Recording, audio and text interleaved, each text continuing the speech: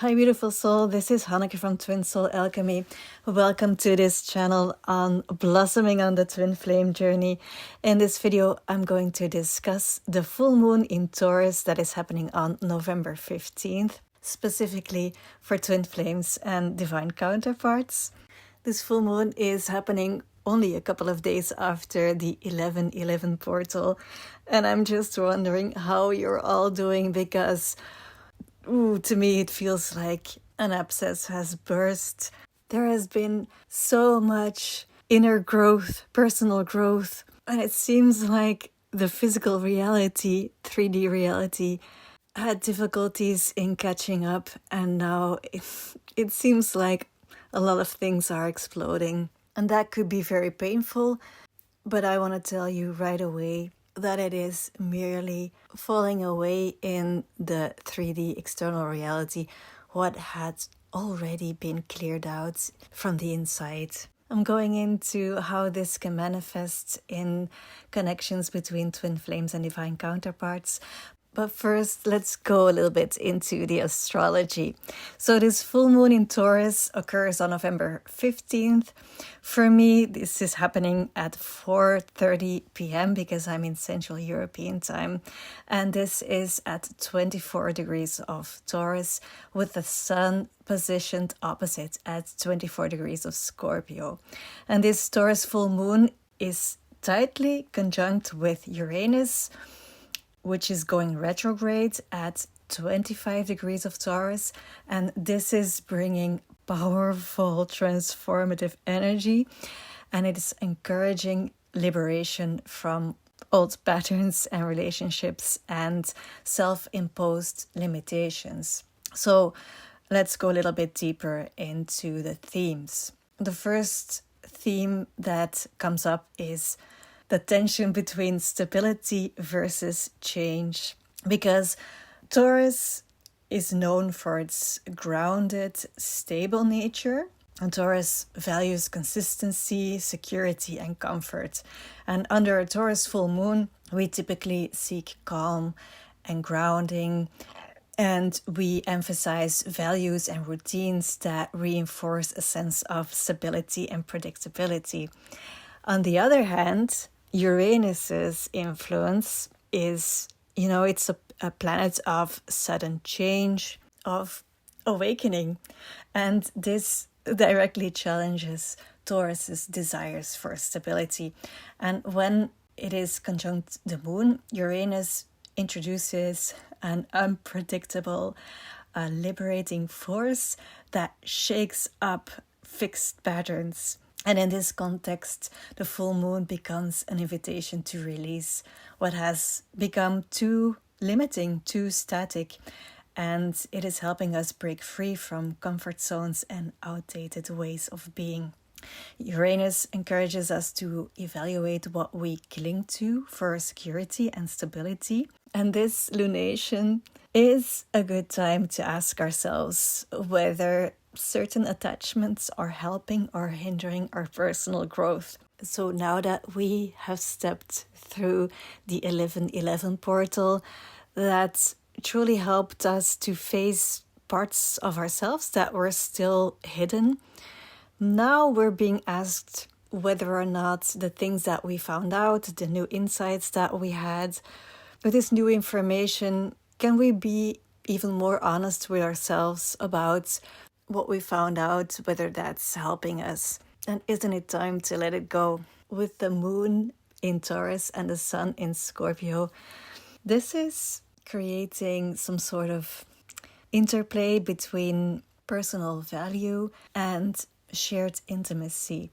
So Taurus governs our self-worth and our personal boundaries and, the tangible aspects of relationships. And Scorpio delves into shared experiences and emotional depth and also transformation through intimacy. So this is about how you can use vulnerability to transform in a connection. And I'm going into that a little bit deeper later on, but this is key.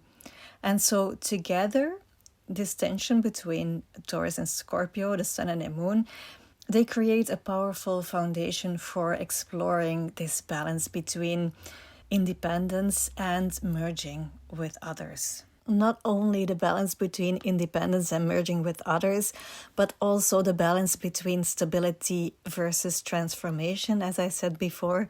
It asks us to evaluate our relational security, Taurus, and the depth of emotional investment or transformation we're willing to undergo with others. So there is a tension between the personal boundaries of self-worth within relationship on the one hand, and on the other hand, the invitation to become vulnerable, to share our fears, and to allow ourselves to transform through intimacy. And with the presence of Uranus, this may prompt some sort of upheaval or re-examination of your connection, especially connections that or relationships that rely too heavily on comfort at the expense of growth. So there's this encouragement to look beyond the surface level harmony that might feel there if there is harmony, and to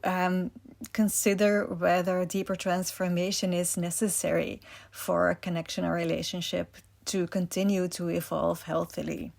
And on the same day as the full moon, Saturn turns direct at 12 degrees of Pisces, which underscores themes of responsibility and discipline and maturity in matters related to spirituality and emotional health and creativity.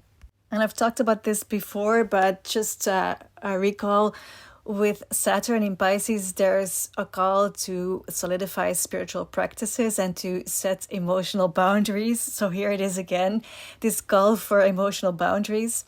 And Saturn going direct highlights any lessons from the retrograde period, which was from June 29th until November 15th. So this is quite a while. And Saturn going direct encourages action on the insights that we got in this period around this theme of responsibility in and maturity in spirituality and emotional health. So you might feel the need to address the things that you may have delayed or avoided. And this too adds to this tension being built up and this abscess bursting. There's still this influence of the Mars-Pluto opposition, Pluto in its final degrees in Capricorn, the final degrees of the power struggle. And I'm not going into that in this video deeper because I've talked about this before, but still has an influence on releasing patterns of external validation, the need for self-reliance, and to nurture the inner strength independently. So to me, it feels like all the planets the last couple of months were aligning for the divine feminine energy to really, really release all the old patterns and to heal the wounds around self-worth. It all comes back to self-worth. A lot of us have been growing in self-worth. I've talked about this many times the last couple of months.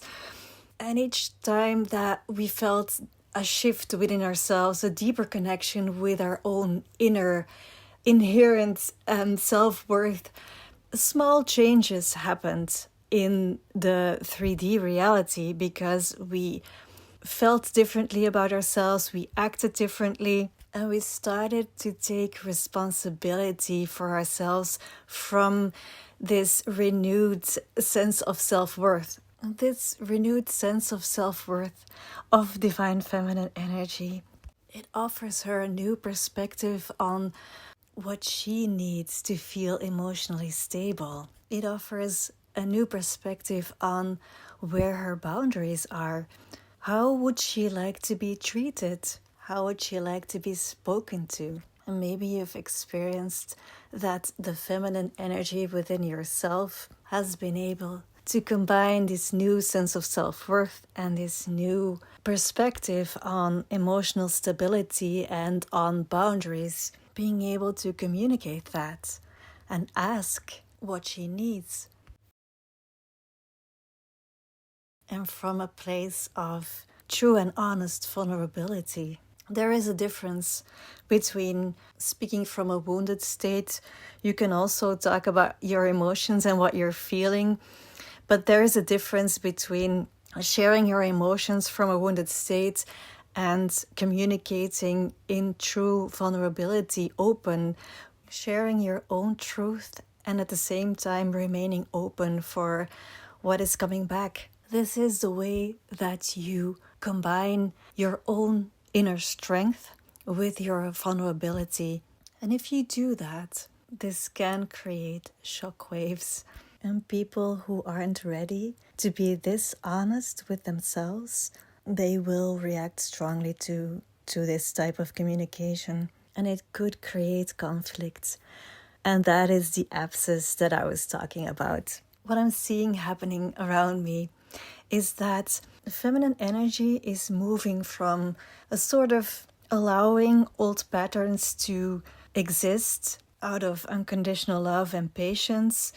Now they're starting to realize that this is undermining their worth. The divine feminine energy is able to read between the lines of behavior and to truly and intuitively sense the essence of someone.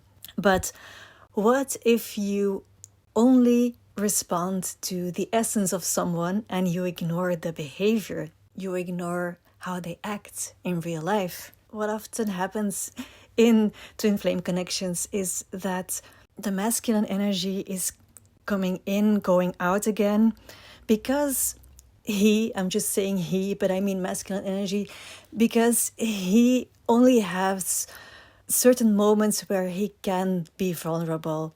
He can only allow himself to be vulnerable for short amounts of time, and not only vulnerable, but with this vulnerability and openness comes a sort of expanded consciousness as well. It's like he doesn't have the bandwidth, the emotional bandwidth, that emotional and intuitive and spiritual bandwidth that the divine feminine energy has. And so he can only open himself up for shorter bursts of time. And those are the moments that you have these beautiful reconnections.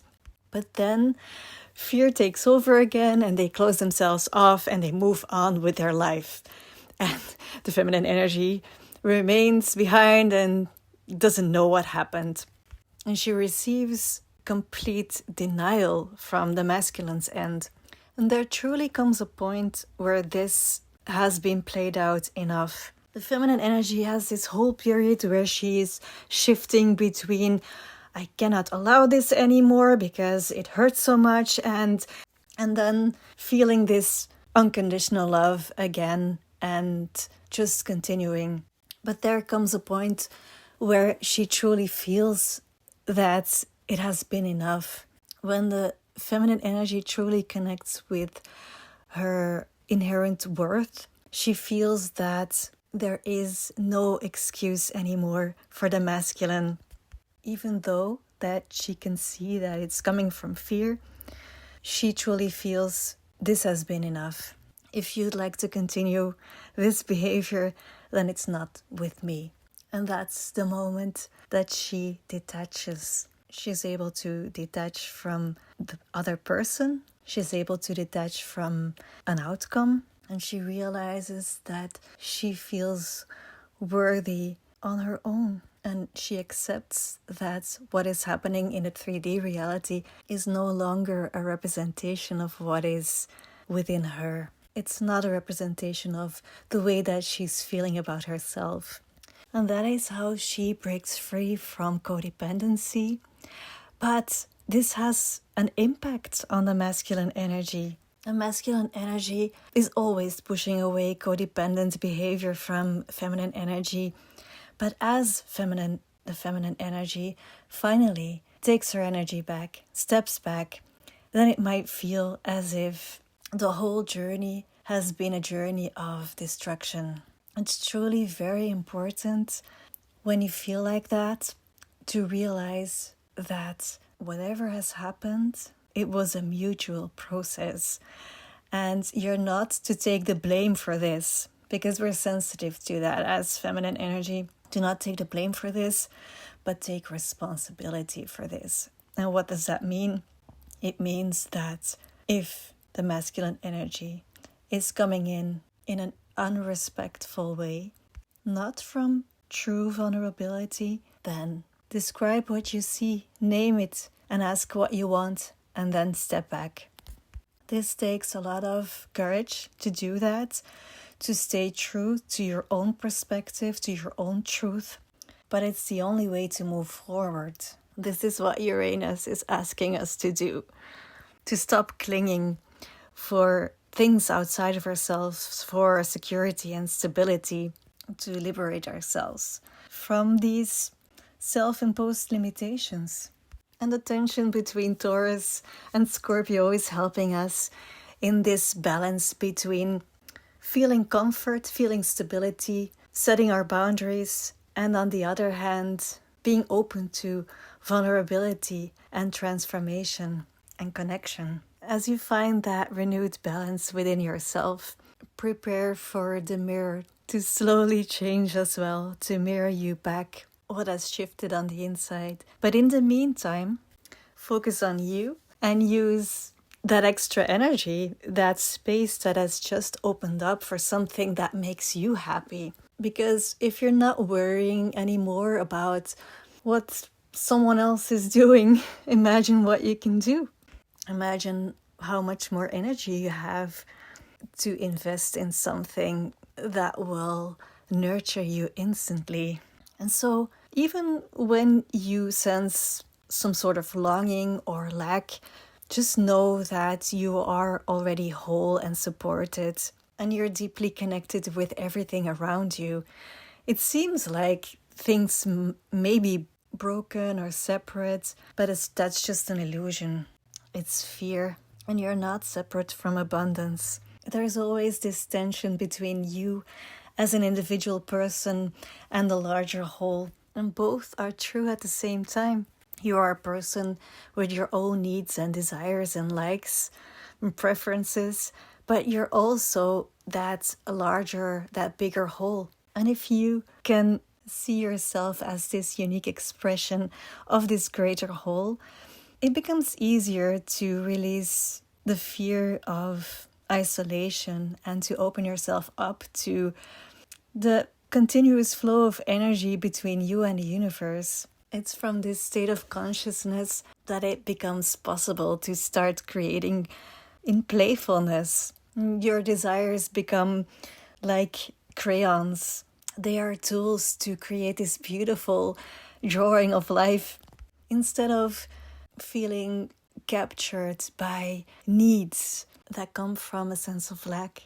So open yourself to this fast connection and lean into it without resistance, and let any sense of separateness melt away, feeling yourself blend into the expansive energy of the greater whole. This feeling of unity, you can carry it with you when you carry yourself through life. It's this feeling of unity that transforms even your smallest actions into acts of purpose. It really helps in seeing your life as the gift that it truly is, the true abundance of all the possibilities that you can do with your life. It enables you to overflow with fulfillment and to share this with the world around you. And this way, you can see each desire or need that you feel as an echo of your connection to this universal wholeness, not a sign of lack. This really helps you to fulfill your own desires, your own needs, and it takes away the pressure that it has to come from the outside. It takes away resistance and blocks being able to receive that from the outside. Anyway, that's what I wanted to share with you about this full moon in Taurus. It feels like a new chapter for a lot of us. I'm actually very curious on how this is all going to unfold in the next couple of months. I truly believe that there's going to be a lot of amazing creations from beautiful divine feminine energy of course, in balance with the beautiful divine masculine energy. I'm wishing you a beautiful full moon. Take care of yourself, nurture yourself, drink some cacao to thank the earth and everything around you. And I'm sending you a lot of love and light. Bye.